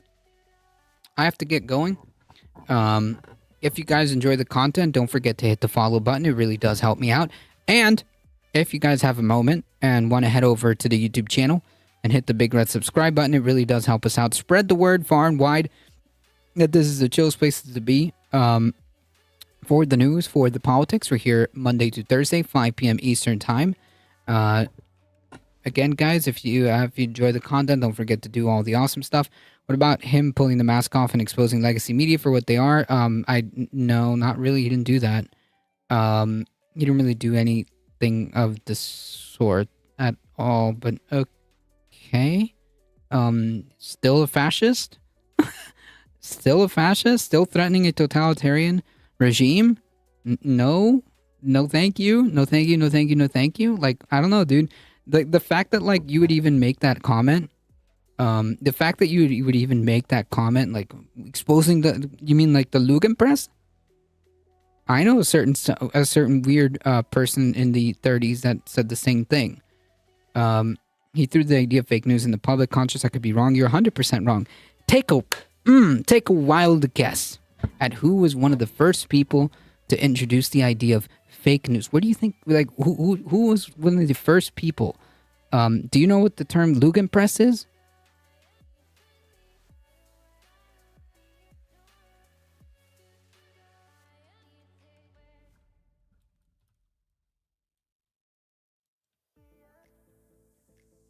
Stream is over. True.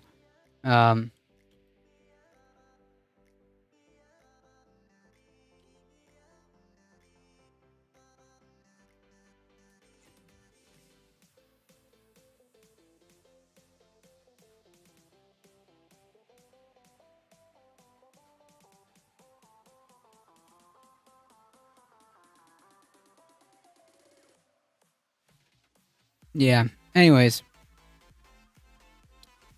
Google Lugenpress. Lying press. Get a little history lesson, okay? The most prominent, although it wasn't the first time, most prominent use of Lugenpress or the lying press, or, you know, the fake news. One of the most prominent people who used it was the fucking Nazis. Alright, anyways. That being said, yeah. That being said, thank you guys so much for hanging out. I appreciate it. Thank you and great chat and love the stream. Thank you so much. I appreciate that. I like how Trump gave permission to all the absolute society to unmask themselves so we can deal with them now. True, I guess there's one silver lining, right? Thank you guys so much. I appreciate it. It's time for me to get some food. Take care and have fun all. Thank you so much, Avon. Thank you so much for the support. Thank you, Michael Hassler, for keeping the chat straight. Thank you so much. I appreciate it. Thank you for modding. As always, folks, please stay safe. Please take care of each other. I'll be on. I hope to see you guys in the next one tomorrow, 5 p.m. Eastern Time. See ya.